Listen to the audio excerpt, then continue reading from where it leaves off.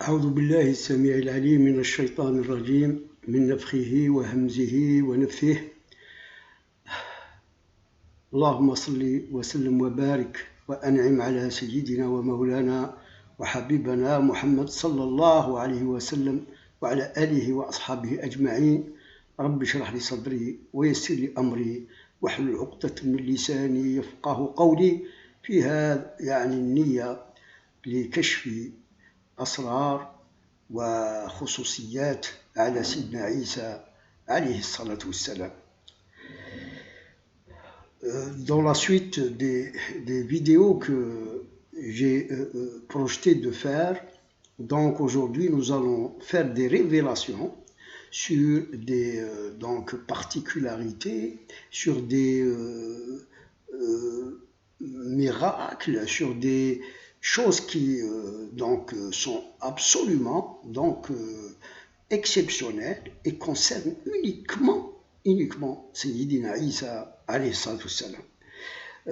Parce que les autres prophètes sont tous nés d'un père et d'une mère, excepté Sayyidina Isa alayhi salatu wassalam. Donc ces révélations, on va donc juste les nommer. Il se pourrait qu'un jour on va donner beaucoup d'explications concernant justement ces particularités, ces dons, ces dispositions, je dirais, et ces dispositions, donc qu'elles soient physiques ou spirituelles, et donc la particularité de son corps et de son âme. Premièrement, je dirais que Sayyidina Isa alayhi salatu wassalam n'avait pas de qarin, donc d'un démon sur la gauche. Et il n'avait pas aussi un ange sur la droite, parce que c'est les êtres humains qui ont donc un qarin angélique et un autre démon. Le pourquoi de cette exception, c'est parce que tout simplement, lui, Sayyidina Isa alayhi salatu wassalam, est assisté en permanence par Sayyidina Jibril alayhi salatu wassalam. Wa ayyadnahu bi ruhil qudus. C'est-à-dire que exceptionnellement, Sayyidina Isa alayhi salatu wassalam n'avait pas de qarin, qu'il soit ange ou qu'il soit démon, mais il avait en permanence Sayyidina Jibril alayhi salatu wassalam qui l'enveloppait et qui l'assistait et qu'il était tout le temps avec lui.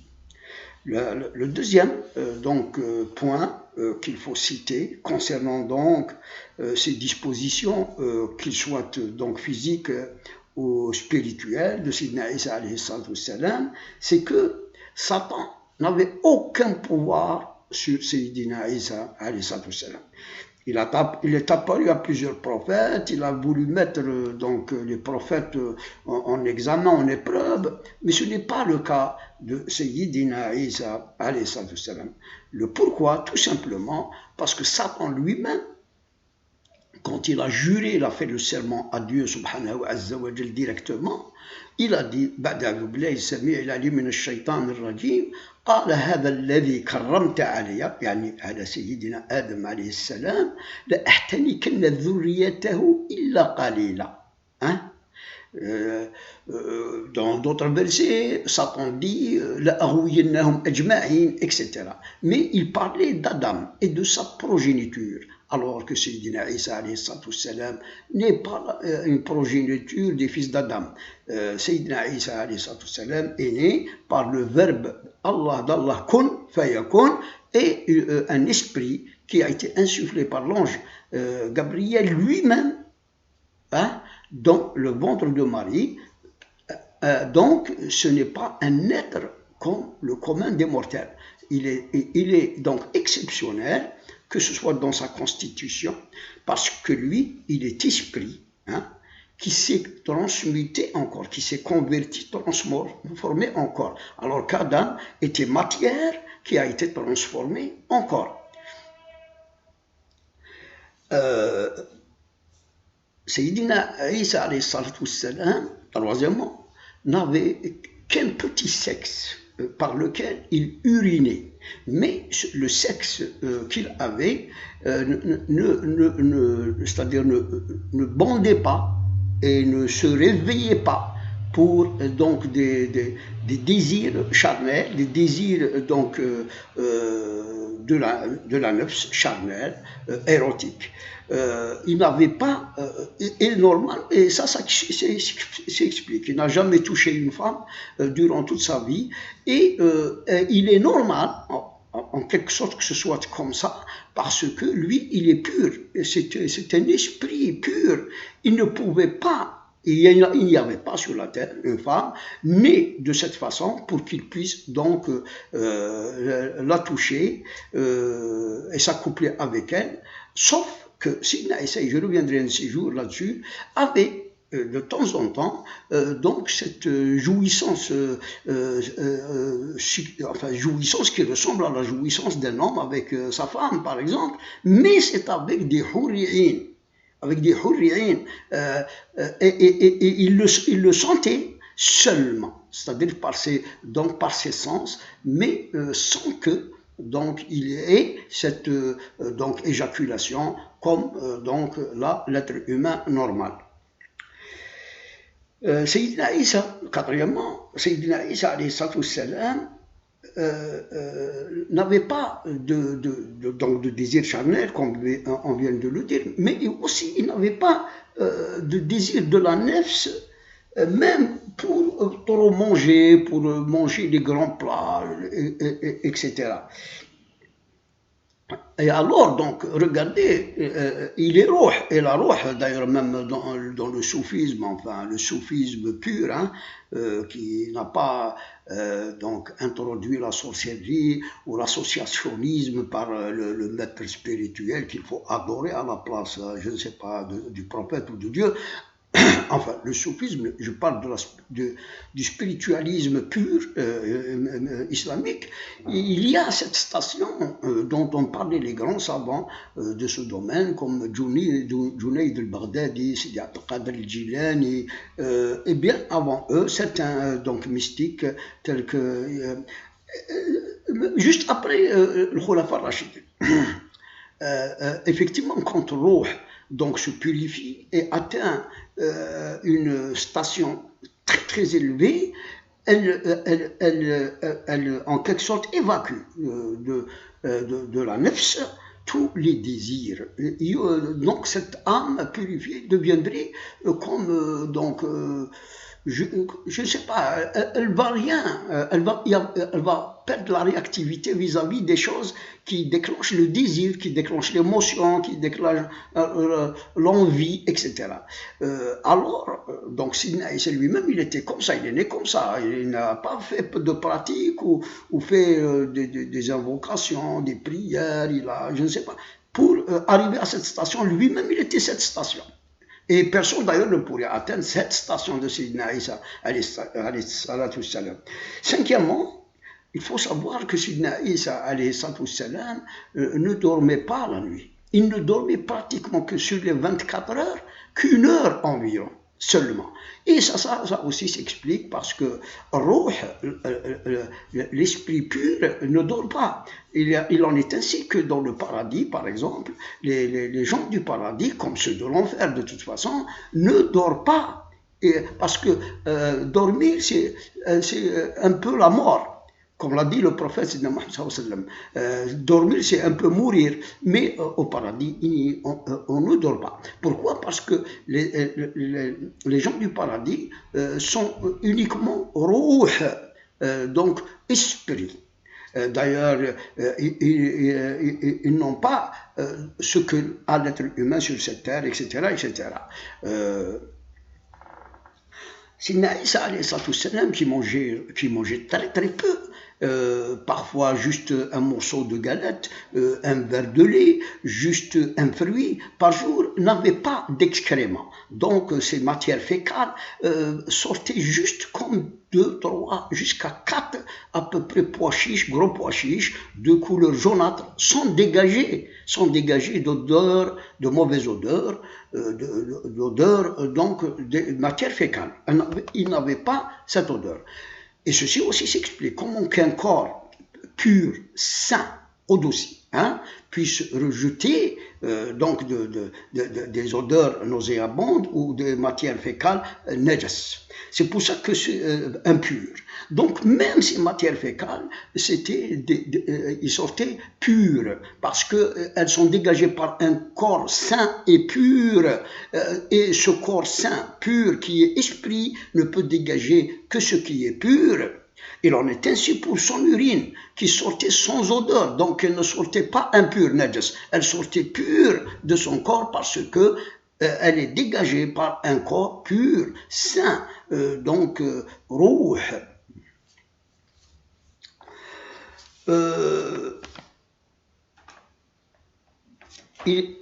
Enfin, on peut ajouter à ça même sa sueur, comme celle du prophète Sidna Mohammed sallallahu alayhi wa sallam, n'avait pas une odeur donc aussi mauvaise comme l'odeur des gens normaux, du commun des mortels. D'ailleurs, on dit dans la tradition que Sidna Mohammed sallallahu alayhi wa sallam, par exemple, avait bien donc une sueur qui sentait le musc. Alors, il en est ainsi pour Sidna Isa alayhi salam, qu'un corps pur, sain, donc qui est esprit, transmuté encore, ne dégageait qu'une sueur, donc avec une très belle senteur de parfum ou de musc. Sayyidina Isa alayhi salam aussi marchait sur l'eau. Il arrivait à marcher sur l'eau.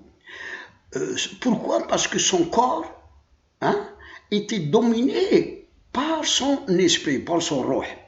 Et roh a la tendance de monter au ciel. D'ailleurs, même durant la mort, notre nefs donc sort du corps, roh, et monte au ciel. Et le corps reste sur la terre. Parce que lui, son roh, son esprit, dominait tellement le corps qu'il pouvait le soulever quand il priait ou quand il le voulait. Et Dieu, en quelque sorte, suspend la loi de la pesanteur pour son corps, et donc il pourrait marcher sur l'eau sans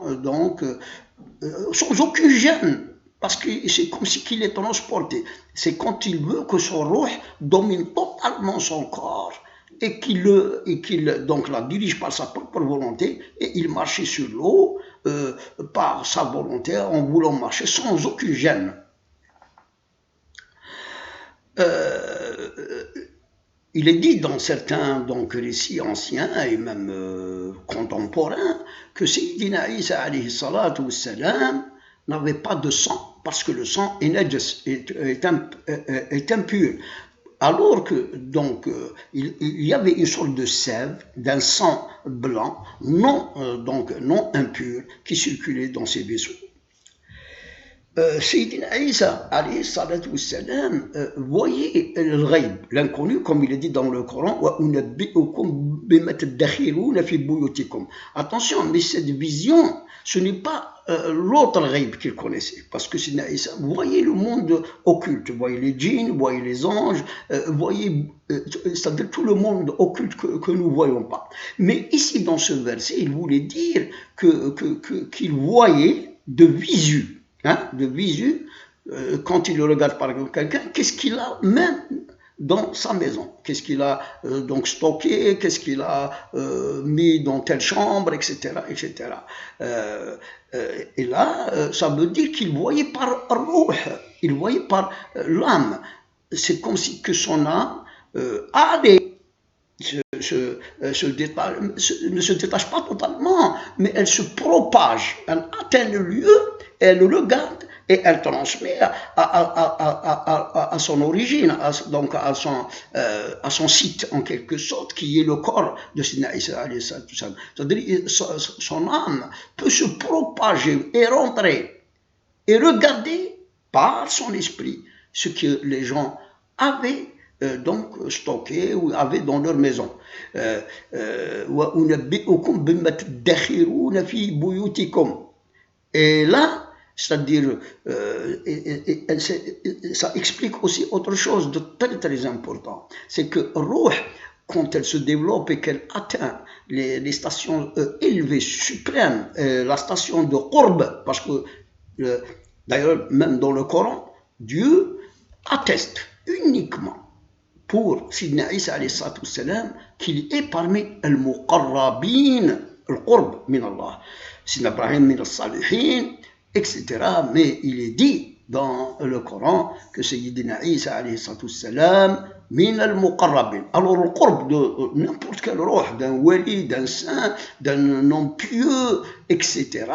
peut donc voir ailleurs, c'est-à-dire elle se détache pas. C'est comme si elle se développe. Elle rentre donc en contact, pas sur, enfin dans le globe même. Elle peut aller dans le globe. C'est-à-dire elle peut aller donc dans les lieux très lointains, regarder et ramener l'information. Attention, ce n'est pas le cas des médiums, des chouafines qui utilisent les djinns pour aller ramener l'information des qarines des autres êtres humains. Là, c'est par l'esprit, par Ruh, qui peut aller à des lieux lointains, dans des maisons, etc., et connaître la vérité, la réalité, ramener les informations.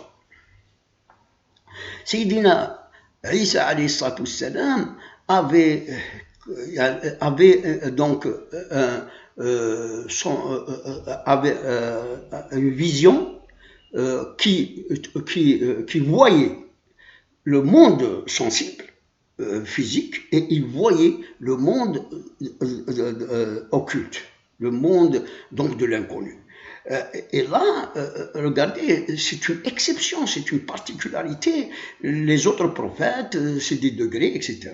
Ou bien même notre prophète Mohammed sallallahu alayhi wa sallam ne voyait ça que s'il le voulait. Et puis, quand Dieu le veut, lui ouvrir, donc lui donc enlever le voile et voir donc le monde occulte. Mais lui, c'est une particularité parce que l'enseignement que Dieu voudrait nous révéler, nous donner à travers lui, c'est que cette Ruh, quand elle est pure et sainte, elle pourrait donc entrer en communication ou donc voir par la basira donc le monde occulte. Et c'est pour ça qu'il y a des waliers et des saints qui voient les djinns, qui voient les anges, etc., etc. Quand ils se purifient et quand ils élèvent leur âme donc à la proximité donc de Dieu subhanahu wa ta'ala, qui leur lève le voile donc du monde inconnu, du monde donc occulte.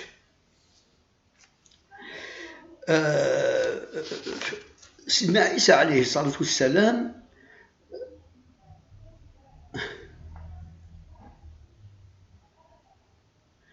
voit quand il voyait les gens devant lui, il voyait leur cœur. Il voyait le croyant avec une lumière au cœur, il voyait le mécréant et l'idolâtre et donc l'athée avec donc une obscurité, une noirceur, donc comme je ne sais pas, un cœur noir. Il le voyait comme ça de visu devant eux. Et d'ailleurs, même dans l'au-delà, donc les gens, et lui, il va les voir, même quand il va revenir sur terre, il verrait les croyants comme ça, il voit leur cœur, une lumière sortir du cœur, tandis que pour les mécréants, il voit donc une noirceur, donc une noirceur de leur cœur. Sayyidina Isa, alayhi salatu wassalam, quand il va revenir sur la terre, il va tuer le Dajjal par sa lumière, parce que Ruh fi Ruh. Comme on l'a dit, Ruh transmuté en corps, Et lui-même est esprit insufflé par l'ange Gabriel, alayhi salam. Lui, c'est une lumière. Et là aussi, il y a un autre enseignement à tirer. Ça veut dire que si on arrivait à purifier son âme, donc ça veut dire en purifiant son âme, par la sunna, par la pratique de la sunna, de l'invocation, de la bienfaisance, toutes les œuvres de bienfaisance que Dieu aime dans cette vie, donc avec la lecture du Coran, etc. Là, donc, tous ces actes, les prières, les invocations, les obligations religieuses, c'est comme si on achète et qu'on est en train d'emmagasiner une lumière. Et comme si on emmagasinait une lumière. Et lui, il est lumière. Et c'est pour ça que le Dajjal, qui est donc l'Antichrist, va être brûlé rien que par la lumière de Sidna Isa, qui va donc l'envelopper et le brûler. Parce qu'il faut dire que le Dajjal va influencer le qarin de chaque être humain pour essayer de l'égarer, par le biais du qarin de chaque être humain, alors que Sidna Isa lui-même n'a pas de qarin, comme on me l'a dit tout à l'heure. Il faut rappeler aussi que Sidna Isa alayhi salam, Rabbi ja'alhu mubarakan ayna makan. Et le baraka, donc dans les profondeurs de sa signification, signifie que le bien absolu. Là où il n'y a pas de mal, il n'y a que lumière, que bien. Et Dieu, Allah lui-même, est le bien absolu. Et celui qui a une baraka, il a, c'est pas un bien absolu comme celui de Dieu, mais il a un bien donc parfait. Là, c'est un bien qu'il porterait, une baraka, donc qui va donc détruire, brûler, chasser les démons, le mal, et tous les c'est-à-dire les sentiments mauvais qu'on a dans le cœur, etc. C'est une sorte de purification. La baraka est une lumière qui purifie, purificatrice. Donc c'est pour ça d'ailleurs que les guérisseurs, etc., c'est par cette baraka qu'ils ont, cette lumière qu'ils ont, qu'ils brûlent les démons, qu'ils brûlent les maladies, qu'ils évacuent le mal, qu'ils guérissent, etc., etc. Et lui-même, Sayyidina Isa alayhi salam, avait tous ces pouvoirs. On va donc en parler plus tard, Inch'Allah, dans une vidéo particulière sur laquelle on va s'étaler un peu sur l'explication profonde des miracles de Sayyidina Isa alayhi salam, comme façonner donc un oiseau avec de l'argile et souffler dessus deviendrait un oiseau, comme guérir l'aveugle de naissance, le lépreux, comme donc ressusciter les morts. On va en parler plus tard, Inch'Allah, dans une vidéo particulière et qui a rapport, ces miracles ont tous rapport avec Ruh, avec le pouvoir de l'esprit. Voilà, c'est très important. Le pouvoir de l'esprit sur la matière et donc, bien sûr, cette relation de proximité avec Allah qui pourrait donc, par sa permission, donc créer le miracle. Je terminerai par un grand hadith de Sayyidina Muhammad sallallahu alayhi wa sallam, الذي قال طوبى المعيش مع المسيح المعيش كله خير ونور. الرسول صلى الله عليه وسلم a dit يعني في عهد عندما ينزل سيدنا عيسى عليه السلام après qu'il va donc descendre sur la terre, ترفع الشحناء والتباغض والحسد ويتحقق السلام والسلم ويصلح ما بين ذات البين وتلقي الأرض بركتها. هذا الحديث ce hadith est vraiment très important. Regardez, c'est comme si que le bien absolu descend, parce que lui, il est le bien, la baraka absolue, et que tout le mal s'évacue. Même les cœurs sont donc vidés d'envie, de rancune, etc. Et que la terre donne de ses bienfaits extraordinaires, et on dit que un seul fruit, un seul fruit ferait le poids de 10 fruits de ce temps-là. Euh, euh, il paraît que, par exemple, hein, on donne un exemple, hein,